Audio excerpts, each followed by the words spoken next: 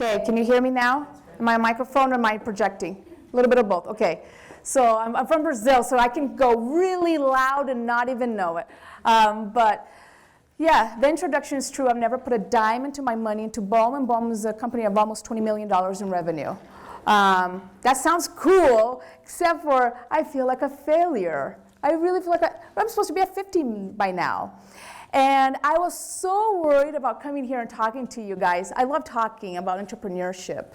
I'm obsessed with business. I can watch The Lion King and go, yeah, of course, Scar's the #1 guy. Yeah, but oh, the poor kid, he's #2. But yeah, he had to be out in the field, learn through the ropes, and now, yeah, he's gonna be a great #1 leadership. Like I can do business lessons out of everything, and then I go back to work and go, this would be a great article for my newsletter. That's what I do. At church, the Relief Society, I'm giving talks. Like my thing is all about business. They just know me. Vivian cannot talk about anything other than business. But I never went to college. So not only did I build a business without any money out of my pocket, I didn't get to go to college. That's not a good thing. It's not something I'm proud of. If I could, I will go back to college. And I'll tell you guys why. But no college, 5 children, bankrupt, over like almost $1 million in debt. And I still did it. And I remember 10 years ago in 2004, my husband went to BYU. I did the, get the husband through school thing. And now he's staying at home, and I bring home a good little bacon. And I know.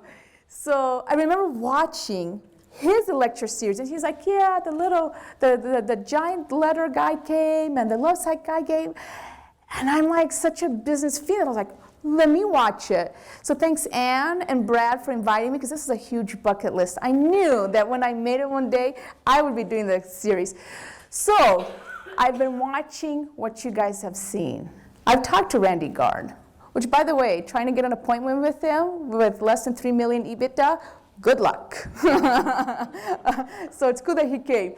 I met all these guys, and I'm like, shoot, they're like 40-somethings. They're at their peak. They're at their zenith. I'm just beginning. So what can I possibly tell you? Because I'm still in the trenches. They've already done their $100 million buyout transaction. I've had a transaction. That was fun. That was exciting. But, it's not nearly to the size. What can I possibly teach you guys? Because I know you men are like, oh, she's going to talk about fashion. Nope. I'm the left brain of the business. I can't make an outfit. Okay, I can. I had to dress myself today, but I'm not the fashion. I'm very much the numbers. And all of them sounded the same. Not a bad thing. Fail fast, fail early. And I thought, wow, that wasn't my experience. What I'm going to tell you is the unglamorous side of business. I'm going to open the kimono and tell you how it's really like. Because right now, my lifestyle is being glamorized out there. Oh, me and a couple of guys in a garage. We had a ping pong table. Was anybody this morning, listen to me this morning? Please tell me no. I hope nobody. Good, okay, it's brand new material.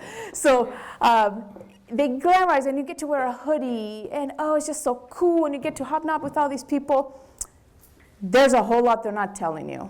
The stress level in an entrepreneur is compared to somebody who's mourning, which is kind of like an entrepreneur. An immigrant, so I get it both. I can tell you that I love my life, because obviously I have to get up in the morning and do it, and I still do willingly, because I get to control my future, and because I have a higher calling than just making a whole lot of money. If you keep hearing it, right? Don't do it for the money, because the money will come. If you want to be a beautician, the money will come if you're going to be great at that. You know why they tell you that? Anybody know why it is not a good idea to say, I'm going into business because I'm going to make money? Yes? You're never going to love what you do. If you do something that you enjoy, that's when you'll make money with it. If you do a job just for the money, you're going to be miserable. That's part of the answer, but yes. Anybody else? Why is it a really bad idea to go, I want to open a business because I'm going to make lots of money? Yes? Often you're not passionate enough to do something well enough to make the money if you're doing it just for the money. You have to do something you're passionate about to sell.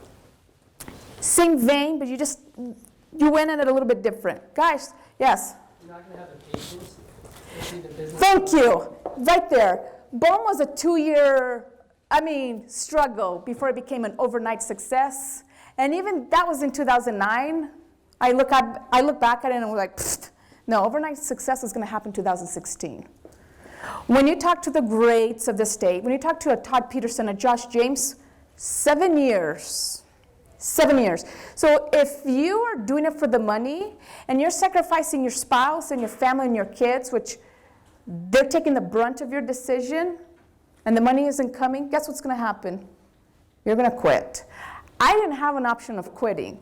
So what happened was my sister never wanted to open Bohme. She thought it was a really stupid idea that nobody was going to buy into it, especially the whole modest clothing thing.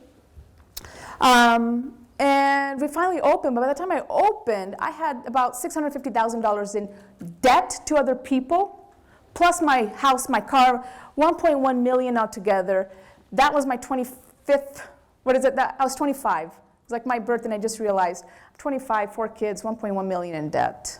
How did I get here? I was working in a real estate company, and we were doing hard money loans at around 3 to 5% a month. If you do the math, that's 36 to 60% a year in your money. Are there loans at 36% out there? Sure, but most of them come at 10%. A car loan comes in at 5% if you're really good, right? Depending on how you do it. So what do? You take as many loans as you can, you put the money in there, and the money pays for the loan and puts some money in the back pocket. Great idea. My friends thought it was a great idea. My family thought it was a great idea. My old boss thought it was a great idea. My husband's boss, dad thought it was a great idea, and it was all personally guaranteed to me. Do not personally guarantee to other people's investments, because it all got lost. Right when I thought, ooh, this isn't a good idea, I'm going to pull the money out, the company went down. They lost $100 million. $650,000 of that. I was broke. I didn't have any money. It was all loans. How the heck am I going to pay it off? 4 kids, husband earning $2,000, and now I'm out of a job. So Bohme grew out of desperation. Desperation to pay people back. I had a higher calling. Failure just wasn't an option. Whole lot of miracles, whole lot of praying. We opened Fashion Place. We didn't know what we were doing. We painted everything black. We made it everything Vogue. And we did the whole billboard. Modesty has never been sexier. I still hear about that billboard today. People religious, I'm very religious, and they bash the billboard. I'm like, I swear I was fasting and praying when that inspiration came to me, but whatever. And when we opened it, guys, I didn't get LDS people coming in. I got Playboy Playmates. I got strippers coming in. I'm going, something's wrong. At the same time, I met a guy named Joshua James. He came into my store like at 2 o'clock in the morning. He took us out to lunch. He's like, you guys have something special going on. That's a whole other miracle of a story. And he said, Vivian, 3 things. These are 3 things that I want. Oh gosh, please learn this. Number 1, you better know your numbers inside out. Not only does Vivian know her numbers inside out, I know my competitors' numbers inside out. I know them better than they know themselves, a lot of times. Number 2, you're a customer service zealot. You do not lose customers. I don't have the best return policy, and I hate it. Do you guys know why? Like, we don't do cash back. And in 2014, that's odd.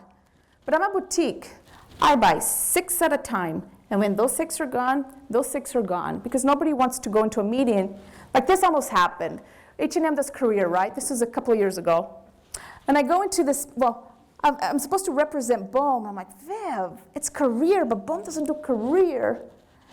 What are you going to wear? And I had this dress from H&M that I picked up in one of my trips. This was before H&M was in Utah. And this feeling came over me. He's like, no, you're going to wear Bohme. There's another woman in a room wearing the same thing. Bohme, that's not going to happen. But customers are fickle. They're funny. If they see 6 in the rack, they love it. If they see 2 in the rack, they don't love it. They become onesies. So now, when a customer returns their stuff, I don't only have to give money back. I have to take a clearance. That kills me. So for me to provide the best prices, I have to be a Nazi in my customer service, not my customer service, my return policy. So we try our best to make sure it fits you, so you don't switch. We're going to switch that around, but it's counterintuitive, but it works. Okay? Customer service zealot. Number 3, he knew at the time that I was going through some really hard crap because I had to pay people back. And he said, Viv, never do personal guarantees, but most of all, when these hard times happen, be thankful, because your employees aren't going to go through it. And one day, you're going to have lots of employees, and they're going to look at you like you're a schmuck.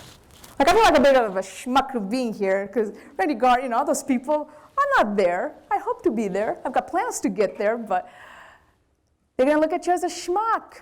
Who the heck are you? You're young. You're stupid. No, I'm not.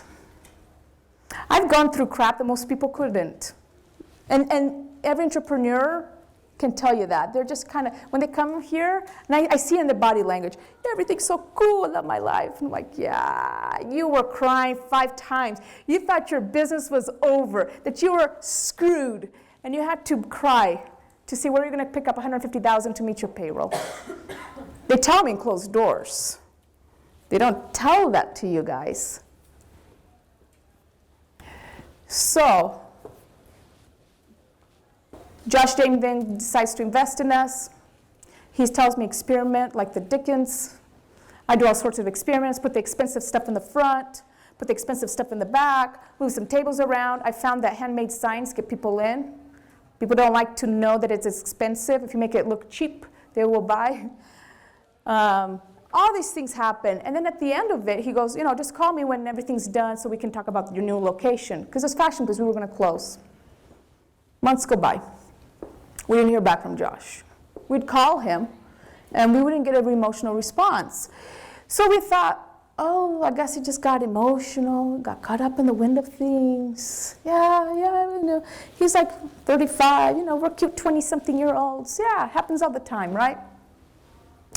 So now we were left on our own. We switched our credit card to cash, so we had like hundreds of them. And I didn't even have money to finish the build at university. I remember my sister going to LA trying to buy stuff. It's like, Vivian, get on your knees, pray for a credit card, because we don't have money to pay the contractors. We owe $20,000. Okay.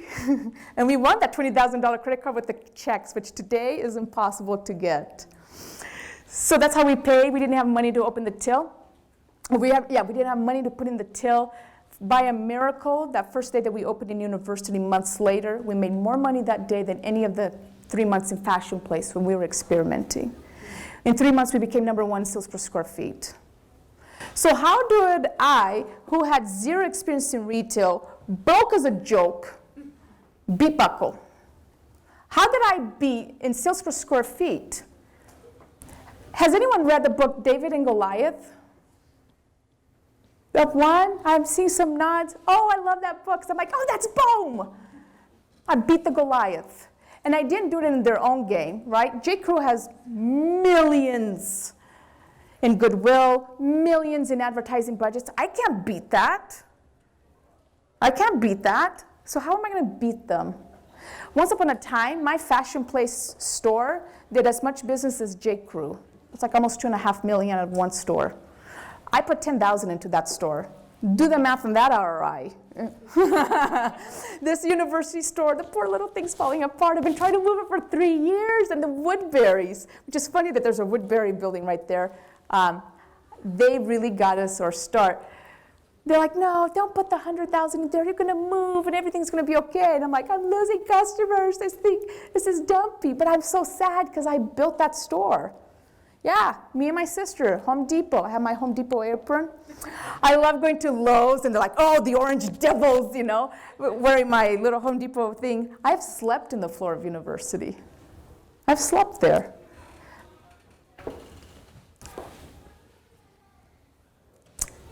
A couple of days ago,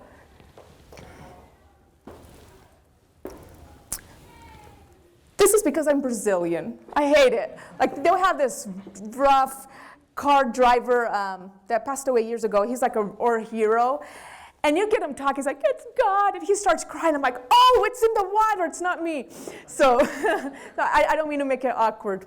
But I was watching Restaurant Impossible. Have you guys watched Restaurant Impossible? Do you see? No, you should. Because if you anybody running a business right now? Aw, one. Anyone thinking of opening one? All right. This is not a class of one not to open. I don't want to do that. But watch Restaurant Impossible and look at their faces. They're like, the desperation's coming out of it. And they're fighting with their employees because their employees don't quite respect them because they wanted to build an utopia. Every entrepreneur goes, I'm going to have the best staff and I'm going to have the best, and nobody's ever going to quit. Not true, because when you do utopia, people don't respect you and they walk all over you. Lesson I learned over the last 2 years. And one guy this week said, I'm damaged goods.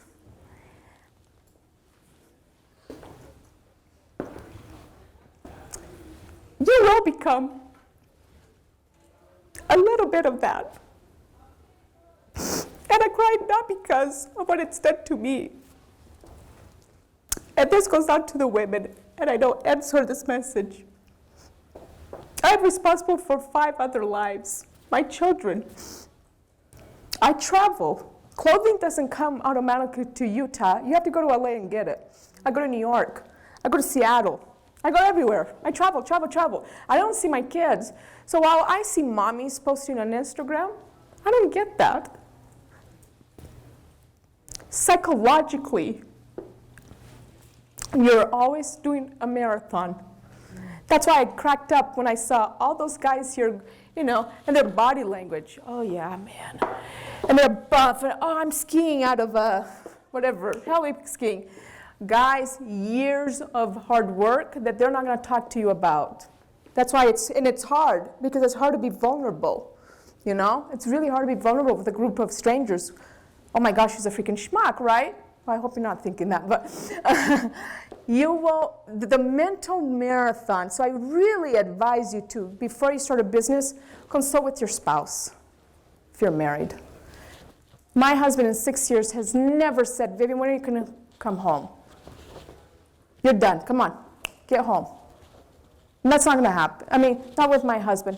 I love him. He's my rock. But I see it in so many other marriages. My wife works too much.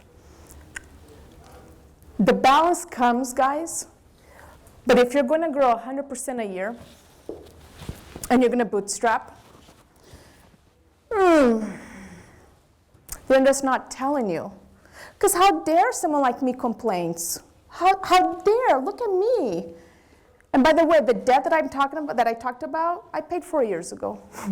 There's no way I'm going to grow while owing people money. And I think out of the $100 million loss, I'm the only one that's ever paid people back. How dare I complain? As a CEO, you can't complain. You're tough as nails. You fire people for breakfast, right? Not true. You can't talk to your employees about this. You have strong feelings about them. You have to keep it to yourself. And in the world where I don't believe failure is a good thing, fail fast, fail early. Yes, I failed at Bohme. I learned lessons. But MIT's on my side. They did a test, because everyone hears about failure and how great it is. They did a test with monkeys. And the monkeys that were winning were learning so much faster than the monkeys who were failing. And when you're in the trenches and you're failing, your employees, bye-bye. They don't believe in you, right? You haven't built your name. You haven't built the cachet. So as you can see, my advice is for those $0 to $20 million companies. When you hit 50 to 70, it's a different thing. Another piece of advice, do not go old school in business. I just want to slap people upside the head when they say, I want to open a cupcake shop. Nope. A restaurant. Nope. Brick and mortar retail. Nope. Don't do it. It's done. Try to get money. Try to get a really good valuation when you do brick and mortar. So back to the story. Now it's 2010. 2009, I built 3 stores. I built Gateway, guys, 9 months pregnant. Yes, I became pregnant when Bohme started with my 5th. Oh, I built, poor little Gateway just closed. I'm like, out to here. I stopped for one day. I have my C-section. I go back to the UPS store. I get the computers, go back to the store with the baby and install it. Try getting an employee to do that. Not going to happen. Bohme keeps going. Black Friday hits 2009, and we explode. And we explode off the dumbest thing. Headbands. Remember those crochet things with the flower in the head? That's how we blew up. And I'm like, oh oh man, I didn't see that coming. My sister's like, those things are hideous. I'm like, I don't care, we're selling 20,000 of them. And we did. Guys, I shouldn't say this out loud. I'm not really a Bohme girl. Look at this. Yes, this all came from Bohme. I'm not a Bohme girl. I'm from Rio. You know where I shop? Well, I shop Bohme. If I did not have Bohme, it'd be Banana Republic. Old lady stuff. I like the career stuff. I don't get denim. Denim's an American thing. Hoodie's an American thing. I had to learn that. That's the biggest piece of advice I got out of my failure. I'm still thinking and shopping like a Brazilian, even though I've been here for 22 years. You Americans are a different animal. You guys are laughing, right? I'm about to offend a whole lot of you. Ever heard of Toms? Ever heard of Toms, right? In Utah, you had more Toms per capita than anywhere else in the world. Not kidding. And I also see more, and back in the day, I saw more true religion than anywhere else in the world. Per capita. You couldn't go 5 minutes without bumping into it. Why? Why? Number one, you guys all go to church? If you don't, doesn't matter. You're still influenced by it. Every week, millions of people go to the same place. And while they're getting religious teaching, you know what they're doing? They're comparing themselves. When trends hit Utah, they hit harder than anywhere else I've ever seen. So if I can find your pulse, I ride that trend. So Tom's picked up huge in Utah more than anywhere else because you guys are comparing yourself on a weekly basis. Cool. Second problem, or funny thing. In Brazil, in Europe, in China, if you're rich, you're going to have Dolce & Gabbana somewhere, right? My Prada slippers, Dolce & Gabbana, my Armani, diesel pants. You don't care if you're dropping $1,000 for some diesel pants. They are diesel pants. In America, no. In America, you always have somewhere better to be. You're too cool for whatever you go, right? That's why we see the phenomenon of slippers or flip-flops in weddings. Because what you're subconsciously telling the world is, I'm too cool for this. This isn't important. Therefore, isn't it funny? Couture. If you go to couture, dressed like sweats, they've done a study over this, you're more likely to get better service. Nowhere in the world does that happen. So Tom's, you know why it picked up? It's not the charity. I think we're all charitable. We're pretty charitable. I mean, especially as a state, as a market. It's because those shoes are so not cute that what you're telling the world is, you know, I don't really care. I just dropped $50 on these. I just dropped $50 on these shoes, and look at that. They're not even cool. Imagine how much money I'm dropping elsewhere. That's what you're selling. I know. I have checked out women for 7 years. I can tell you where you shop, how you shop. I can tell you what you're wearing, what it means about you. And I do that subconsciously. Like my friends like Vivian, you look like a drunk woman. Stop staring at people. Stop staring at people. It's my work. Look at that. I saw Birkenstock in University Mall. And it's spring 2014. I saw Birkenstock. Do you know what that means? Do you know what that means? No. Of course I know what that means. There's a fashion for it. Anyway, it never stops. Right? So in 2010, we're invincible. 2011, we're invincible. But that's when I started feeling some undercurrents. 2012. So, ladies, when are you going to do website? Oh, I'm number one sales per square feet everywhere. I had an open store, $1.5 million. I'm not sure people are buying on web. Facebook's picking up now. Instagram's picking up now. Pinterest is picking up now. And I'm trying. Do you know how hard it is to hire a really smart female graphic designer that understands Bohme in Utah? I've been looking for a year. If you know of anybody, please, Vivian@Bohme.com. I'm desperate.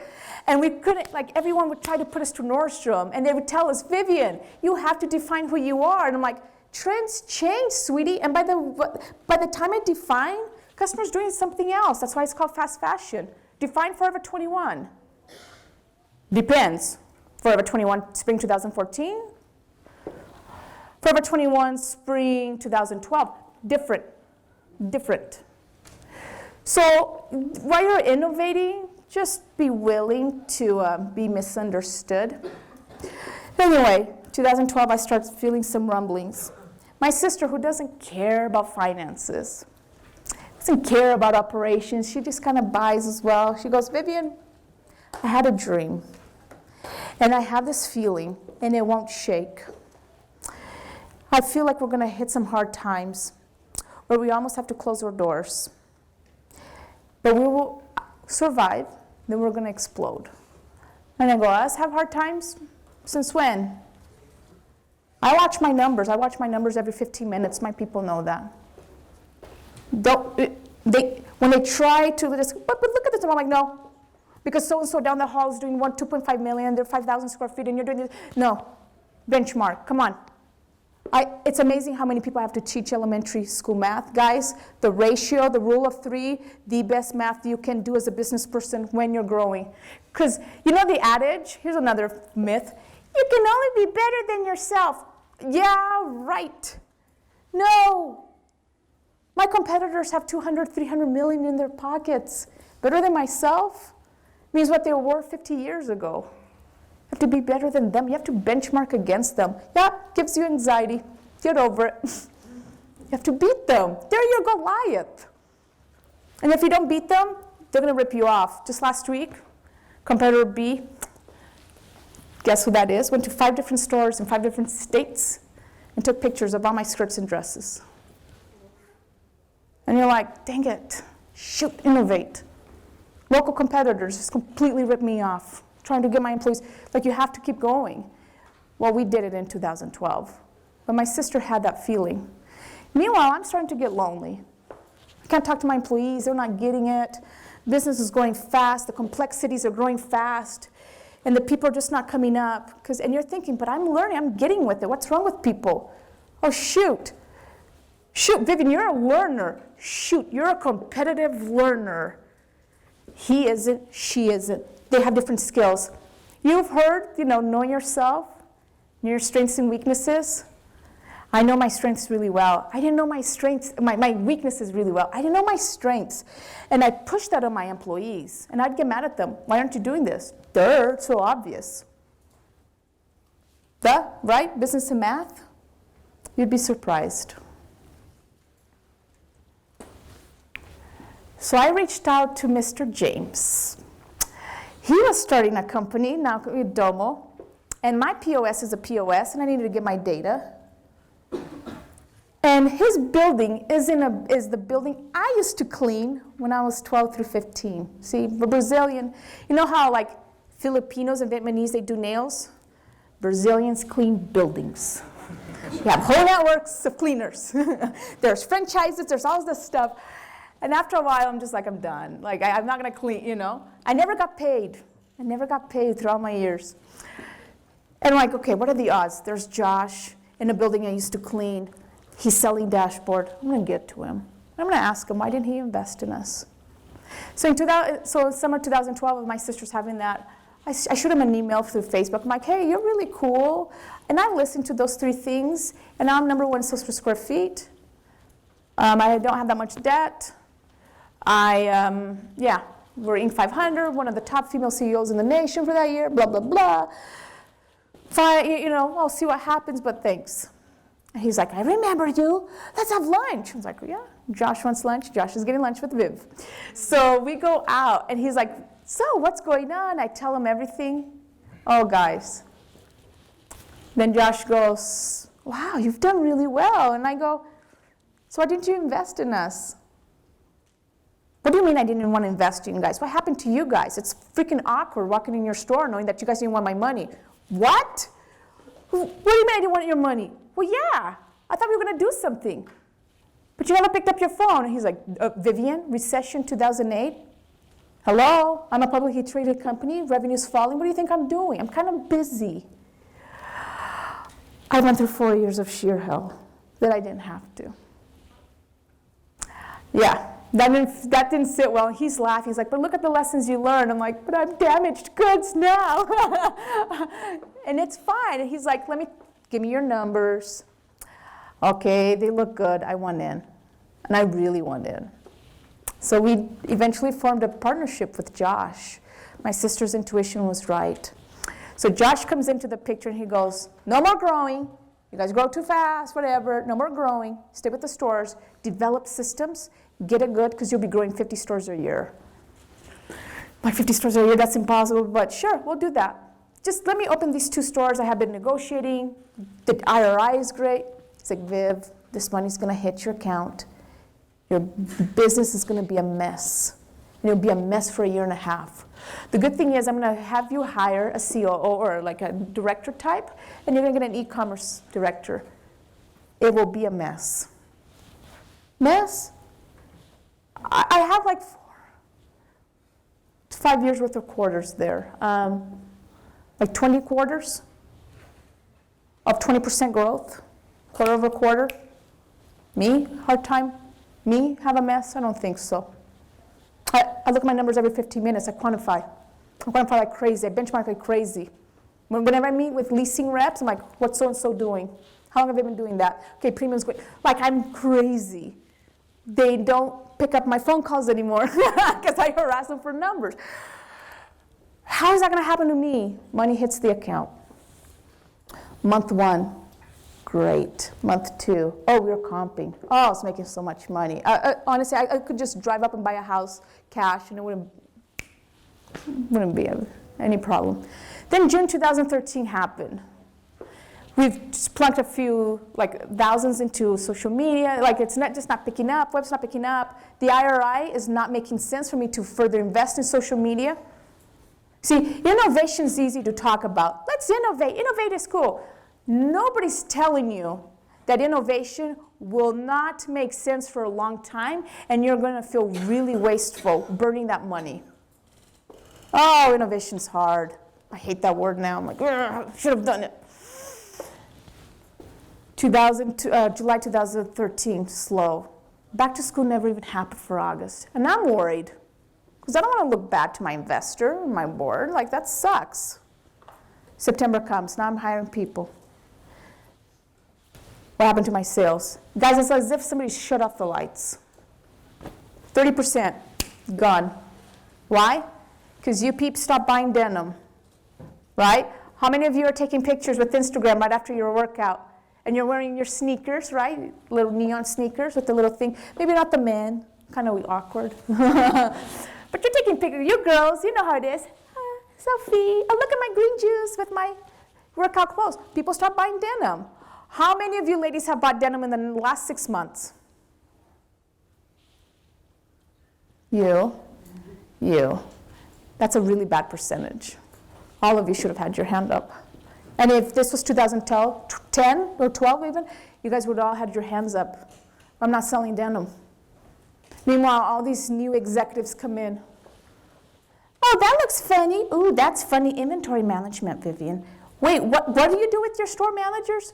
That's not kosher. I'm here to change that. Don't you worry. You do the CEO things, I'll do the COO things. Okay, huge weight off my shoulders. I'm done doing it all. Here's the problem. You started the baby from scratch. You know it's buttons.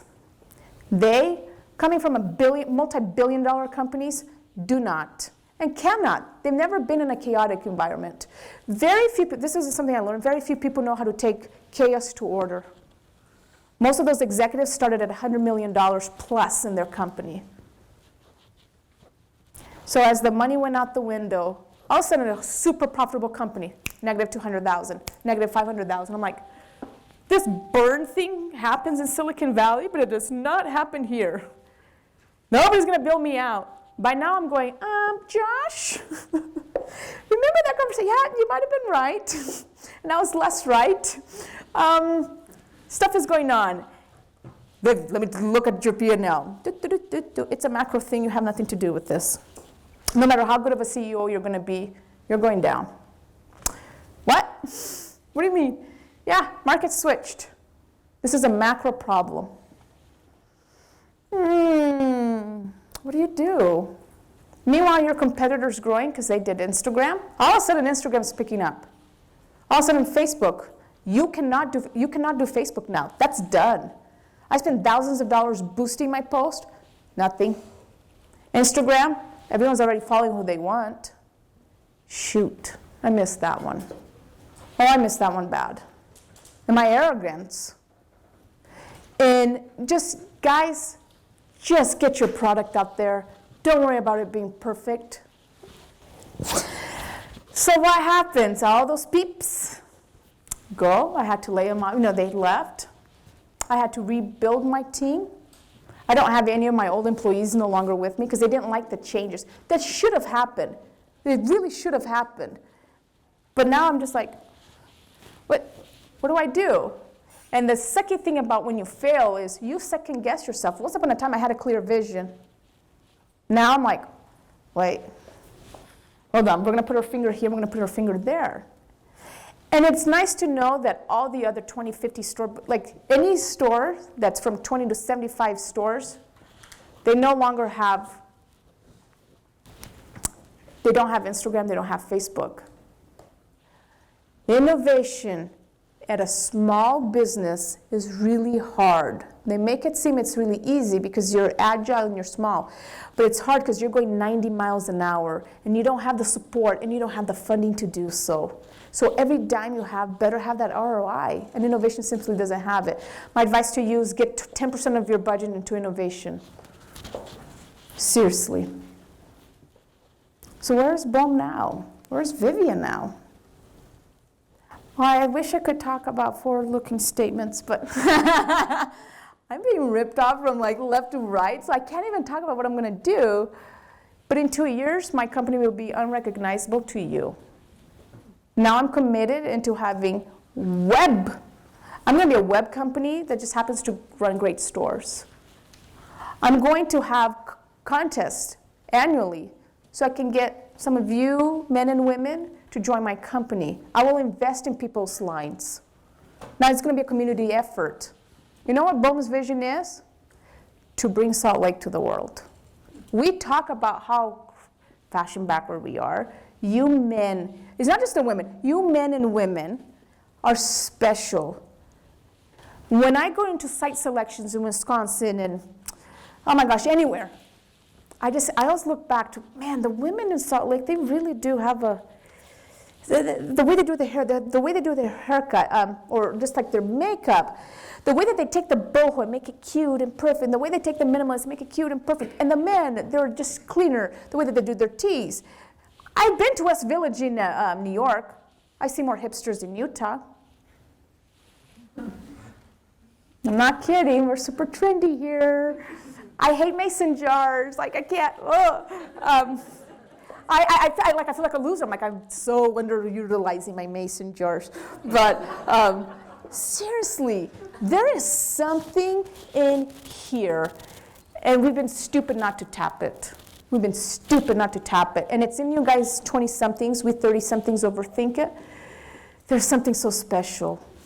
Use your communities. Let me go back to my notes because I want to make sure like I can get my stuff out. Yeah, finance. Fats company, people sneeze, they get $2 million, not the real world. Yeah, who you are, people going to school. Let me tell you why I envy you guys here. When you're failing, when you're going through it, you want to network. You know why I can't find a female thing? Because I go from home to work, work to home, might hit up the kids' little league soccer stuff. Of course, I hit my happy place, Target. What up, Target? Anyway, and I go home, and I go to church on Sunday, right? And it's Spanish speaking. I love to help those folks out. Go back to her. Where's my female demographic?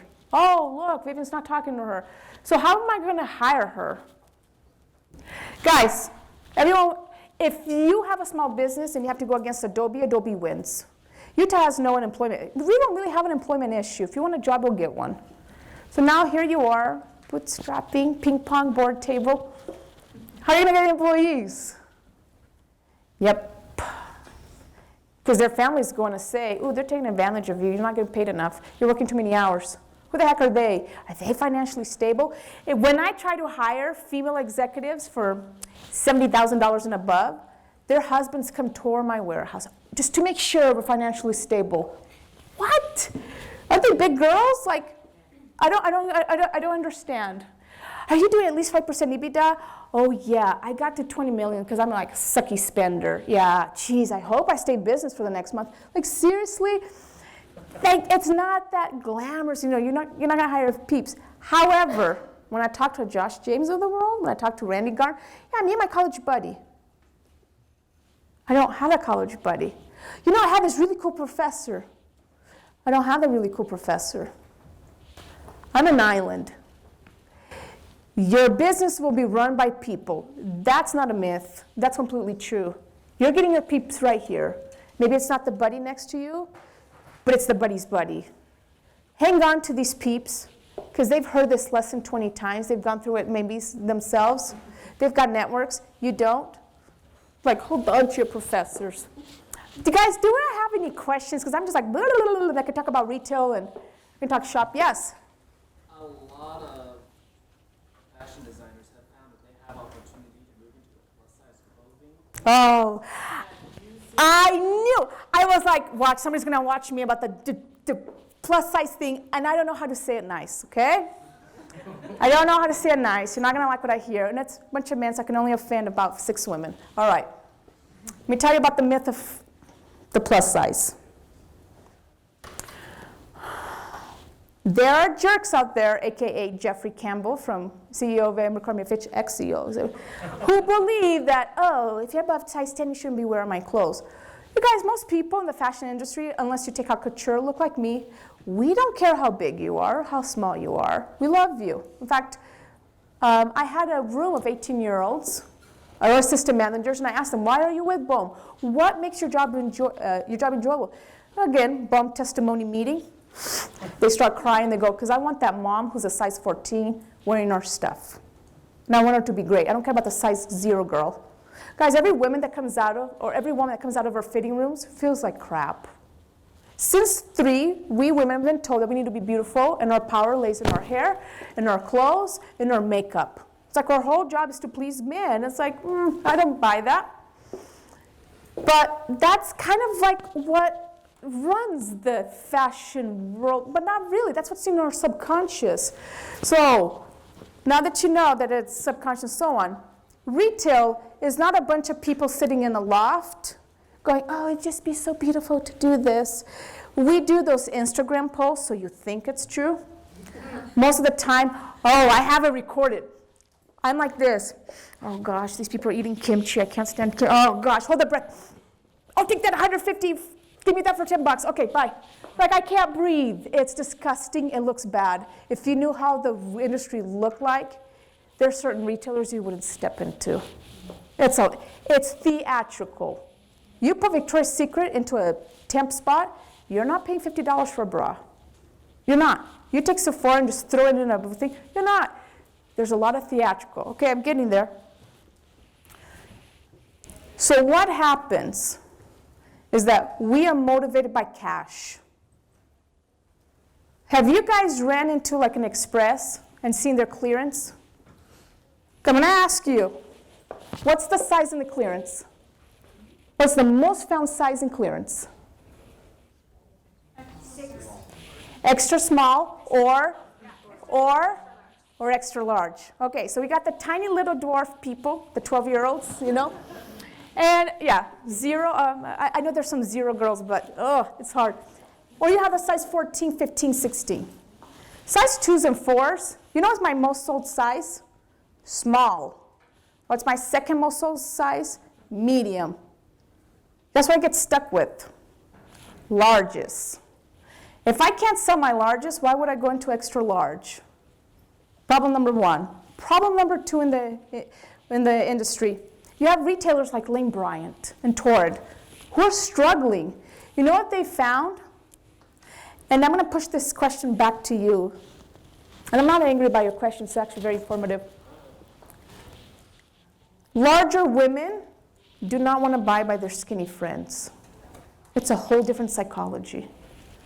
So they have found that they have to go to strip centers because women who happen to be a little bit bigger than what is considered attractive, they don't have the self-confidence. They do not love themselves enough to treat themselves. Go to Walmart. Most of it is plus size. I can't find. It's very hard when I go to buy my stuff, because I know where things come from. I'm like, oh, this is a good top. Where's the size 2? Doesn't exist. The reason that there's no plus size stuff is because when that woman steps into a fitting room like mine, she'll put it on, she'll look beautiful, and she'll say, but I'm gonna lose 20 more pounds and I'll come back and get it. So today I don't love myself enough to treat me, you know. But when I lose 20 pounds, I'm worthy enough to do that. So the question of plus size is rather than, well, how come retailers don't do plus size? How come women don't love themselves enough to buy for who they are and what they are at the moment? Honestly, if I could make, I've tried plus size. Failed. Yeah, it's dirty because people want to think, oh, we're so mean, we would like it. I hate it. I hate the sizes. I hate it. I'm not, yeah. Anyway. I'm sorry, we're out of time. Oh! Thank you so much. Yeah, the whole time. Sitting around the clock. Do I just sit and let them have to? We do have